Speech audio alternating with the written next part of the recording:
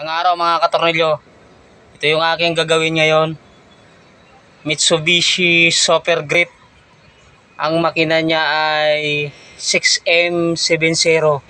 Yan mga katornilyo, ang problema nito mga katornilyo ay pumupugak-pugak. So lilinisin ko yung strainer dito sa diesel. Yung strainer niya dito sa diesel. Dito. So tatanggalin ko mga katornilyo.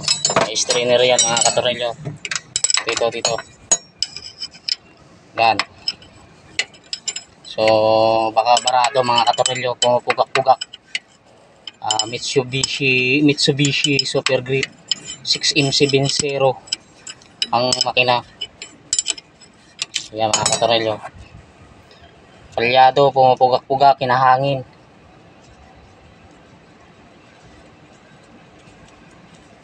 Yan mga katornilyo, tatanggalin ko muna mga katornilyo yung strainer.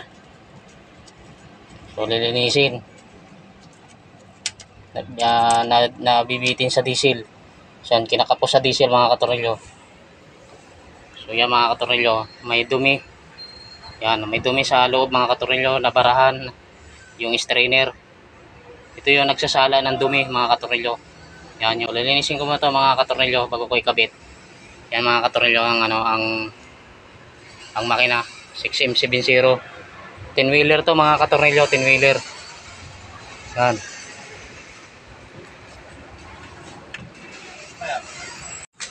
Ito mga katornilyo. So barado. So yung strainer niya mga katornilyo. So lilinisin ko mga katornilyo. Yan. So yan o, maraming dumi. So yan ang nagka-problema mga katornilyo. Barado. Kaya pinakapos sa diesel, pumupugak-pugak. Yan. So lilinisin niya mga katornilyo, tanggalin ang dumi. Yan. So wait lang mga katornilyo. So yan mga katornilyo, okay na yan mga katornilyo. Ibabalik ko na. So wala na yan mga katornilyo. Wala nang problema yan mga katornilyo. Yan na mga katornilyo. So ibabalik ko na ito mga katornilyo.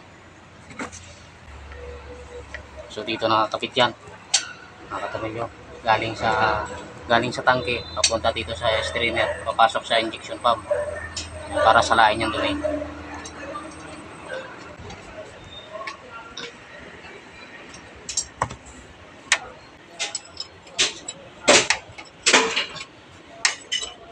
So higpitan na lang yan mga katornilyo.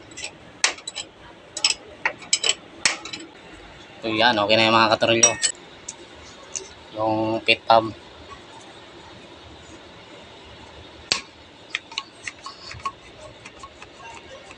Bubombahin lang mga katornilyo.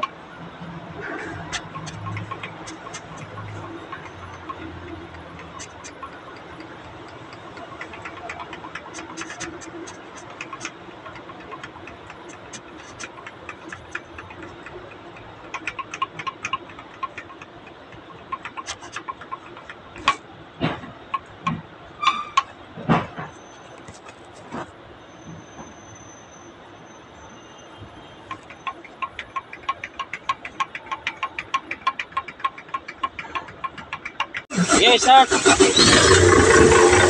Kaya mga katornilyo, maandar na mga katornilyo.